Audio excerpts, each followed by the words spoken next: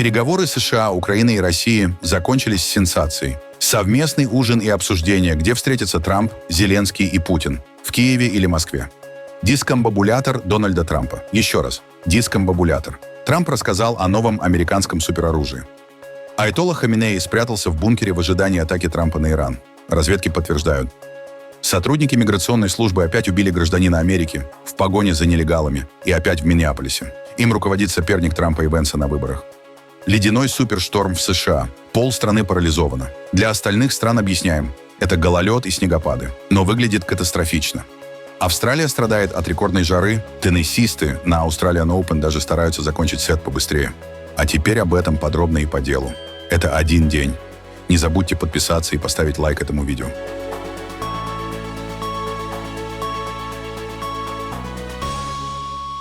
В Абу-Даби прошли трехсторонние переговоры США, России и Украины.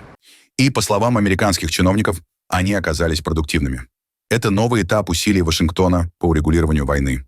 Советники Трампа после встречи выглядели довольно оптимистично. Кажется, удалось приблизиться к решению ключевого вопроса, кто контролирует территории на востоке Украины. И все это происходило на фоне нового массированного удара России по украинским городам. По словам Зеленского, за ночь российские войска выпустили 370 дронов и 21 ракету. Президент подчеркнул, договоренности по противовоздушной обороне должны выполняться полностью. Главное, на чем сосредоточились обсуждения, это возможные параметры окончания войны. Очень ценю, что есть понимание необходимости американского мониторинга и контроля за процессом завершения войны и соблюдением реальной безопасности. Американская сторона поднимала вопрос о возможных форматах утверждения параметров окончания войны и необходимых для этого условий безопасности. По итогам встреч за эти дни все стороны договорились доложить в свои столицы по каждому аспекту переговоров и согласовать с лидерами дальнейшие шаги. Военные определили перечень вопросов для возможной следующей встречи. При условии готовности двигаться дальше, а Украина готова, последующие встречи состоятся. Потенциально уже на следующей неделе. Жду личного доклада делегации после ее возвращения. В финале переговоров США, Украины и России в Абу-Даби делегации пообедали вместе и выглядели почти как друзья, пишет Axios. По словам одного из источников издания, сама атмосфера встречи дала ощущение надежды на дальнейший прогресс. Один из американских чиновников добавил, что встреча Зеленского и Путина очень близка. Издание также отмечает, что делегации Украины и России могут провести переговоры либо в Киеве, либо в Москве. В случае, если следующие переговоры в Эмиратах будут успешными. Чтобы переговоры вообще состоялись, США пришлось несколько месяцев убеждать обе стороны. Встреча Трампа и Зеленского в Давосе, а затем 4-часовая встреча его представителей Кушнера и Уиткофа. С Путиным в Москве подготовили почву для Абу-Даби. Обе стороны отправили делегации, и это, по мнению американцев, сигнализирует. Есть готовность двигаться вперед.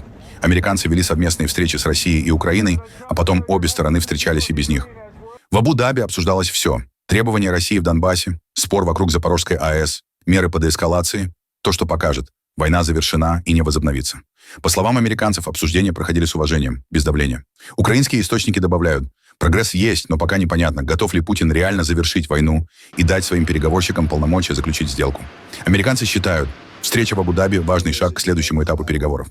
Если все пойдет по плану, скоро может состояться встреча Путина и Зеленского, возможно, в Москве или Киеве, впервые за годы. Следующий раунд переговоров ожидается 1 февраля. Президент США Дональд Трамп рассказал газете New York Post, что американские военные при захвате Николаса Мадуро использовали новое, загадочное оружие дискомбобулятор. Название с английского можно перевести как дезориентатор. По словам Трампа, эта система буквально свела с ума вражескую технику. Они так и не смогли запустить свои ракеты. У них были российские и китайские ракеты, и ни одна из них не сработала. Мы зашли, они нажали кнопки, и ничего не произошло. Они были полностью готовы к нашему нападению. Трамп сам признает, мне нельзя об этом говорить, но намекает, что оружие сыграло решающую роль.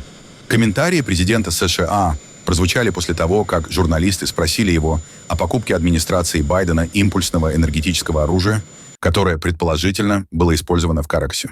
Издание также цитирует одного из бывших охранников Мадуро. Он описал эффект очень наглядно. Внезапно все наши радиолокационные системы отключились без всякой причины.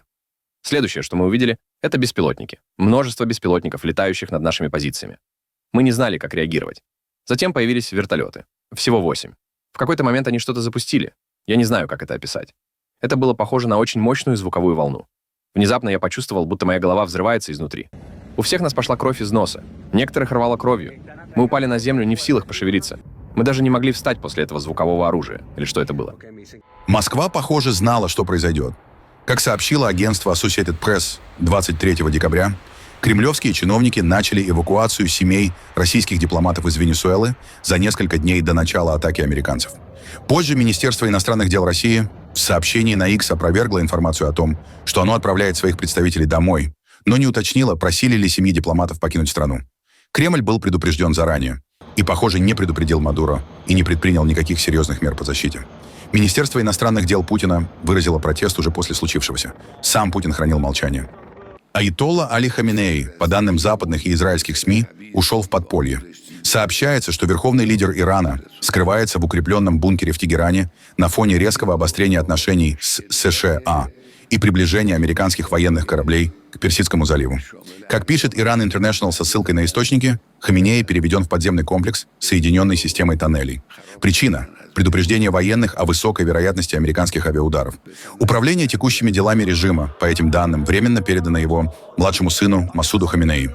Поводом для тревоги стали заявления Дональда Трампа. Он объявил о направлении в регион мощной армады, включая авианосец USS Эбрахам Линкольн с группой эсминцев. Официальный Тегеран публично тон не снижает. Президент Ирана Масуд Пезешкиан заявил, что любой удар по Хаминеи будет расценен как объявление полномасштабной войны. В парламенте пошли еще дальше и пригрозили джихадом. Хаминеи, обычно активный в соцсетях, не публиковал сообщений с 17 января. В прошлый раз он исчезал из публичного поля летом, во время короткой войны с Израилем. В Иране во время продолжающихся протестов погибли по меньшей мере 32 школьника. Об этом сообщает Координационный совет образовательных организаций, опубликовавший список с именами погибших. Ранее правозащитники из Харана говорили как минимум о 54 убитых несовершеннолетних. В ООН уже назначили проведение срочного международного расследования.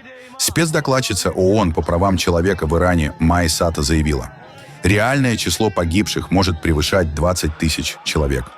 Несмотря на почти полную блокировку интернета, протестующим удалось на короткое время выйти в сеть и передать видео с улиц. В кадре протесты, похороны, разрушения, стрельба, поджоги правительственной техники, уничтожение портретов Хаминеи и Хамейни, а также нападение силовиков в штатском, в том числе с холодным оружием. Иранские государственные агентства утверждают, что доступ в интернет будет полностью восстановлен в течение суток. Независимые наблюдатели этого пока не подтверждают. Фактически страна остается почти полностью отрезанной от внешнего мира уже больше 3 недель. В Миннеаполисе федеральные агенты застрелили мужчину во время операции по поимке нелегалов и на фоне протестов против миграционной политики администрации Трампа. По предварительным данным полиции, погибший гражданин Соединенных Штатов, житель города с разрешением на ношение оружия и без криминального прошлого.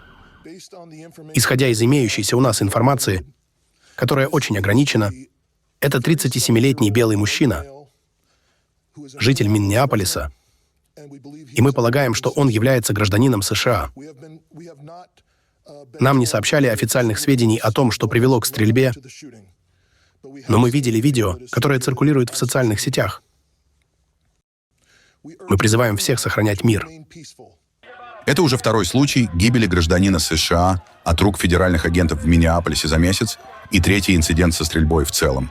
Ситуация ухудшается на фоне многодневных протестов против масштабных антимиграционных рейдов в регионе. Вот что происходило во время этих рейдов на улицах Миннеаполиса.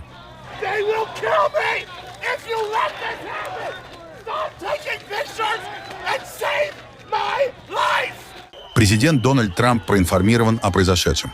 Министерство внутренней безопасности утверждает, что мужчина агрессивно себя вел и сопротивлялся попытке разоружения, после чего один из агентов открыл огонь, действуя в порядке самообороны.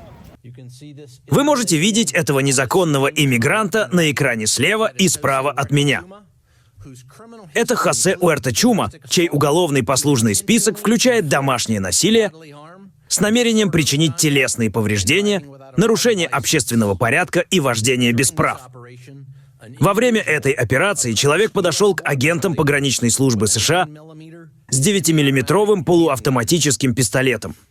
Агенты попытались разоружить подозреваемого, но он оказал насильственное сопротивление.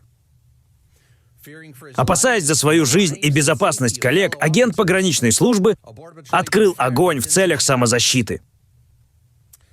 Медики на месте происшествия сразу оказали медицинскую помощь подозреваемому, но он был объявлен мертвым на месте.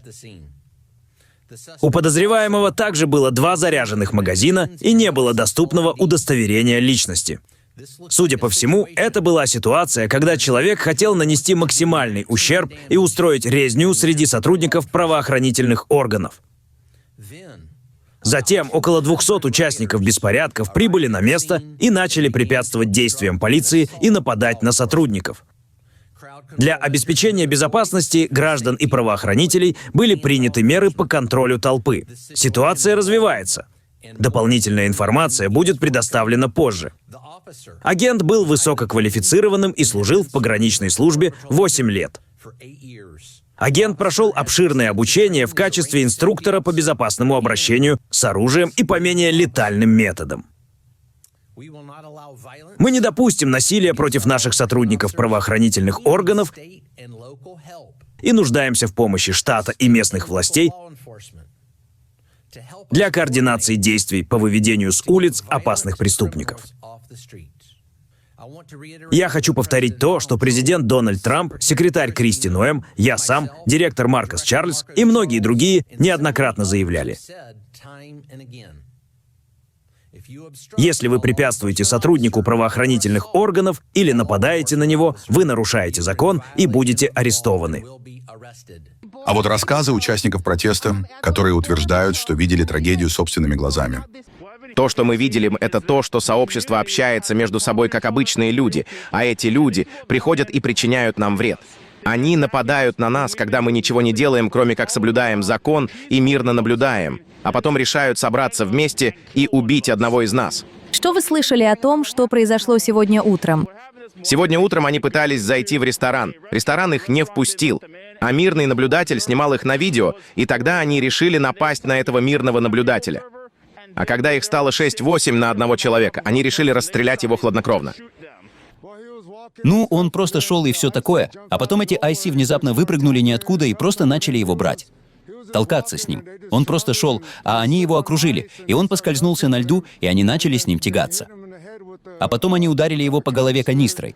И потом он начал отбиваться, и они его просто расстреляли. Они убили его прямо там.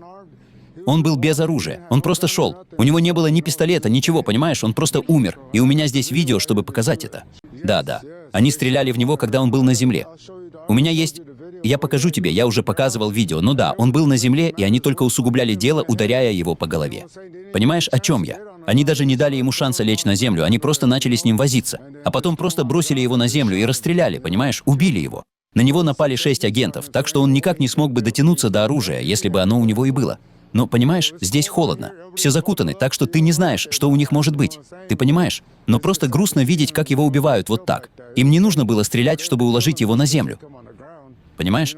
Ну да, я не знаю, было ли у него оружие или нет. Я не могу этого сказать, понимаешь? Но это печально, понимаешь?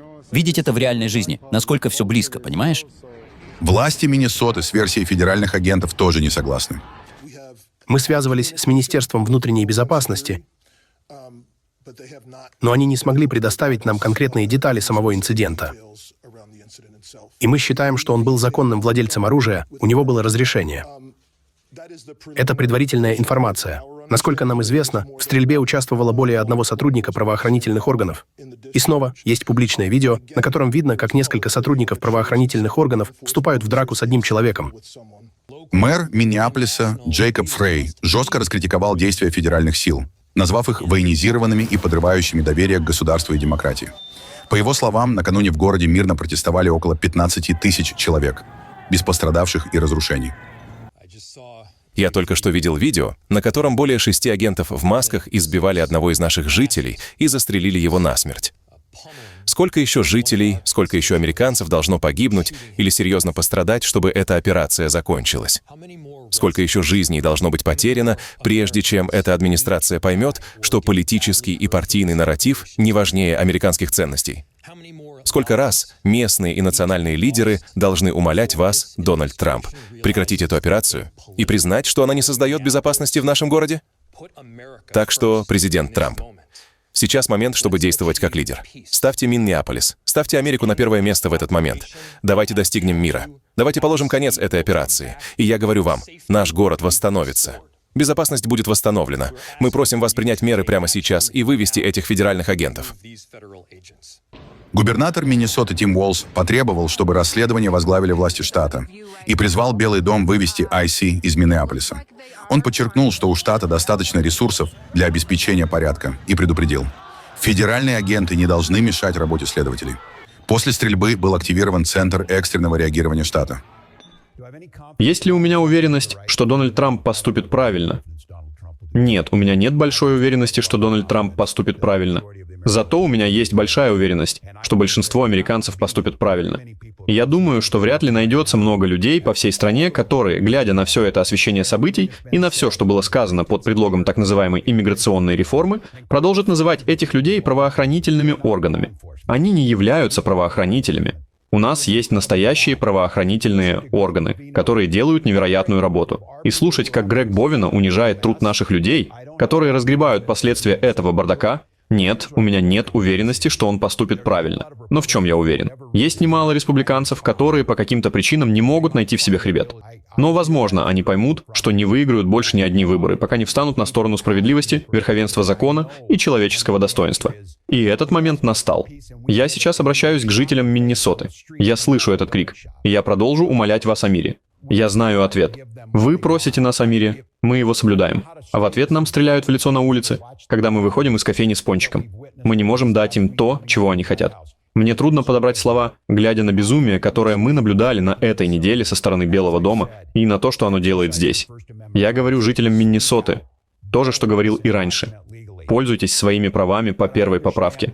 Высказывайтесь, свидетельствуйте и документируйте все законным образом. Я понимаю риск и понимаю, какое мужество требуется людям, которые это делают. Слава богу, у нас есть видео, потому что, если верить DHS, эти 7 героев якобы отбивались от целого батальона. Люди. Это бред. Глава полиции Миннеаполиса Брайан О'Хара назвал обстановку крайне взрывоопасной. Он подтвердил, что в стрельбе могли участвовать несколько федеральных агентов, и отметил, что у полиции крайне ограниченная информация от DHS. «Видео говорит само за себя», — заявил он, добавив, что полиция видела записи, но не получила официального отчета от федеральных структур. Мы понимаем, что существует много гнева и много вопросов относительно произошедшего, но нам нужно, чтобы люди сохраняли спокойствие. Все собрания в этом районе на данный момент объявлены незаконными. Полиция Миннеаполиса неоднократно предупреждала толпу о необходимости разойтись. Мы просим людей избегать этого района и покинуть его, если вы там находитесь. Президент Дональд Трамп прокомментировал убийство федеральными агентами участника протестов против его миграционной политики вот таким образом. Это пистолет стрелка, заряженный с 2 дополнительными полными магазинами. И готов к использованию. Что это вообще означает? Где местная полиция? Почему ей не разрешили защитить сотрудников ICE? Мэр и губернатор приказали им отойти? Говорят, что многим из этих полицейских не дали выполнять свою работу, и ICE пришлось защищать себя. А это нелегкая задача. Почему у Ильхан Омар 34 миллиона долларов на ее счете? И где десятки миллиардов долларов, которые были украдены из некогда великого штата Миннесота? Мы здесь из-за масштабного финансового мошенничества, с миллиардами долларов пропавших и с незаконными преступниками, которым разрешили проникать в штат через политику открытой границы демократов. Мы хотим вернуть деньги, и мы хотим их обратно сейчас. Те мошенники, кто украл деньги, отправятся в тюрьму, где им и место.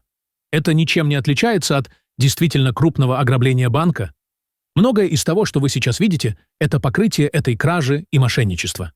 Мэр и губернатор подстрекают к мятежу своей напыщенной, опасной и высокомерной риторикой. Вместо этого эти лицемерные политические шутихи должны искать те миллиарды долларов, которые были украдены у людей Миннесоты и Соединенных Штатов Америки. Позвольте нашим патриотам из ICE выполнять свою работу.